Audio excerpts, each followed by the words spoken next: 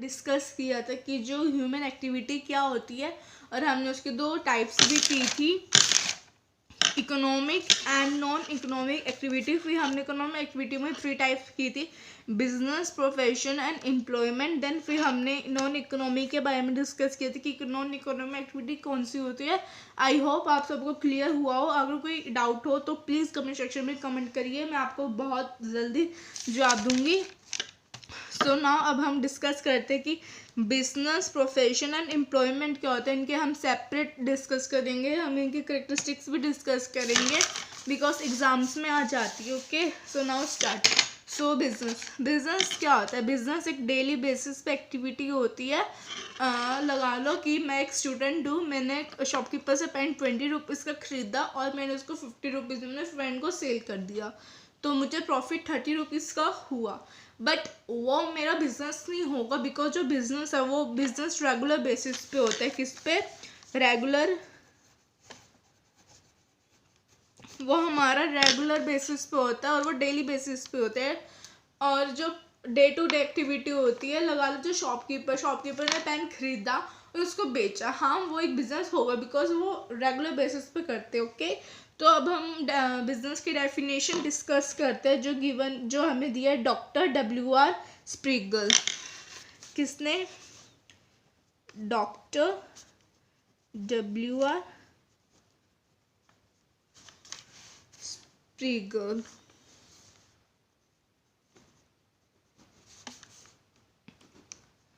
According to, ठीक है जी।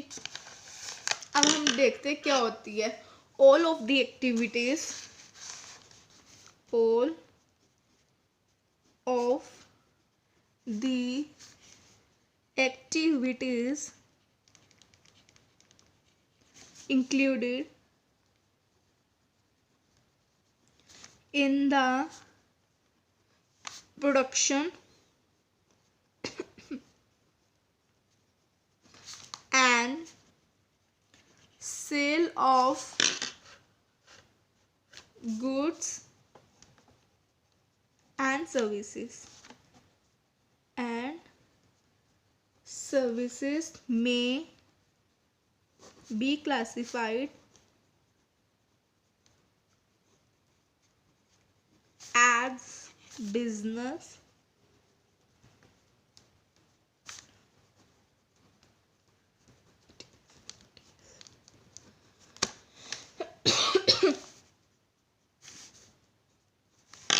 Okay, I hope आपको क्लियर हुआ हो। बाय डॉक्टर WR स्प्रिगल, वो बोलते हैं कि जो all the activity included in production and sale of goods and services में be classified as business activities. Okay, so अब हम बिजनेस के हम कैरेक्टरिस्टिक्स पढ़ते हैं कि वो क्या होती है। ओके, ये हमें दी थी by doctor WR स्प्रिगल।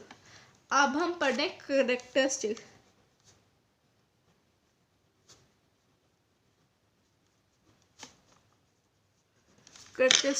Of business. अब आप बताइए क्या हो सकती है, क्या क्या सोचो।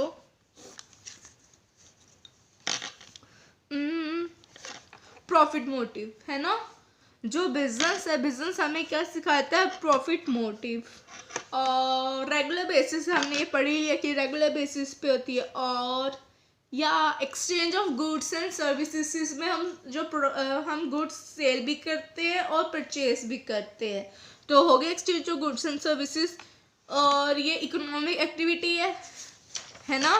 और हाँ, इसमें एक एलिमेंट ऑफ रिस्क भी होता है बिकॉज जो बिजनेस है, बिजनेस में एलिमेंट ऑफ रिस्क इसलिए होता है कि जो बिजनेस है, बिजनेस में रिस्क होता है कि अगर वो मे भी चले या ना चले। लगा लो मैंने नया बिजनेस खोला है किसी चीज़ का, लगा लो मैंने कपड़ों का खोला है। अब मुझे यूँ थोड़ी ना पता है कि मेरा बिजनेस चलेगा मे बी इन फ्यूचर या बंद हो जाएगा, तो इसमें रिस्क होता है। जितना बड़ा बिजनेस उतना बड़ा रिस्क, जितना बिजनेस कम उतना ही लॉस कम। अब इसमें क्रिएशन ऑफ यूटिलिटी भी आगे हम पढ़ते हैं कि क्या क्या होता है। सबसे पहले आता है पॉइंट हमारा an economic activity. An economic activity, वो हमने प्रीवियस पढ़ी ली है कि जो business is a part of economic activity है। जो इकोनॉमिक एक्टिविटी है वो क्या होता है? Business include only economic activity. Economic activity means the exchange of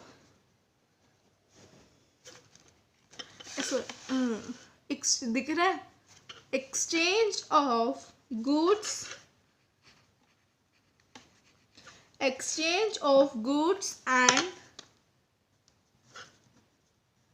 services with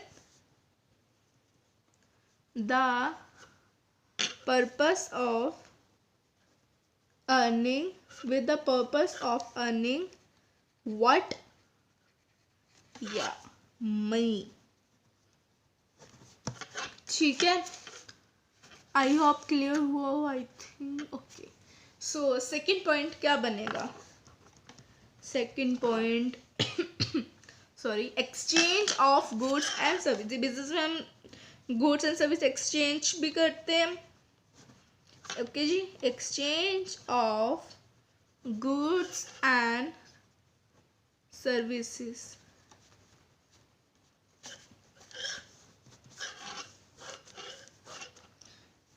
For business, the exchange of goods and services is essential. जो business के लिए ये इम्पोर्टेंट है, it is essential.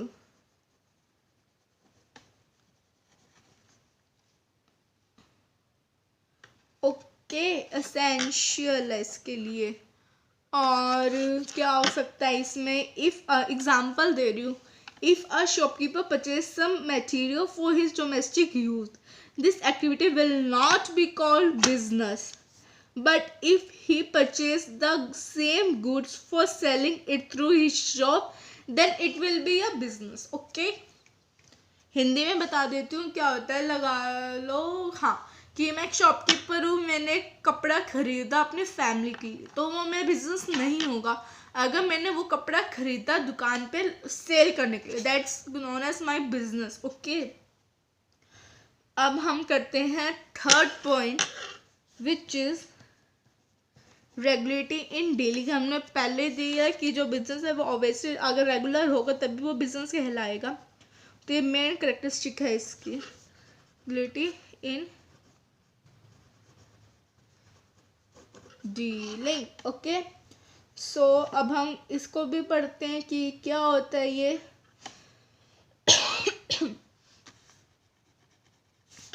Regulatory in dealing होता है कि day to day basis पे होती है ये, डे टू डे बेसिस। दिख रहा है। So in reality business is the economic activity done regular basis. Purchase sales should be regular done, but if the activity is not regular but intermediate, it does not come under business.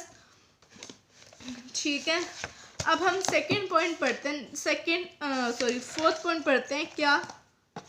क्या होगा fourth point, आप बताओ। मैंने बताया था profit motive. Business का सीधा characteristic first क्या होगी? Profit motive. बिकॉज अब हम बिजनेस किस लिए करते हैं? सबसे पहले to earn money, then motive क्या होता है? To earn more profit.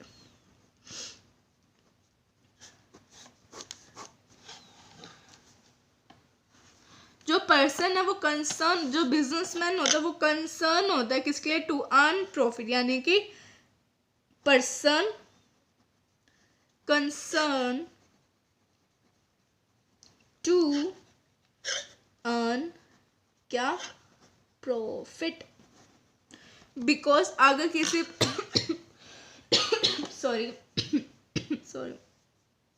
Because अगर किसी बिजनेसमैन का प्रॉफिट, जो उसका जो मोटिव होगा वो प्रॉफिट कमाना नहीं होगा, तो वो बिजनेस वो कर क्यों रहा है यार? बिकॉज जो बिजनेस है, बिजनेस का सीधा होता है ready to profit and money. अगर मैं अगर मैं बिजनेसमैन हूँ और मेरा मोटिव है कि मैं पैसे, मतलब कि मैं लोगों को फ्री में दूँ, बट फिर वो बिजनेस करने के लाएगा, वो तो मेरी नॉन इकोनॉमिक एक्टिविटी लाएगी। बिकॉज जो बिजनेस है वो प्रॉफिट मोटिव होता है उसमें। Fifth, element of risk. जितना बड़ा बिजनेस उतना बड़ा रिस्क, जितना छोटा बिजनेस उतना छोटा risk. Element of risk depend करता है कि आपके बिजनेस का साइज क्या। अगर आपका बिजनेस का साइज बड़ा है तो ऑब्वियसली प्रॉफिट रिस्क भी बड़ा होगा। ओके।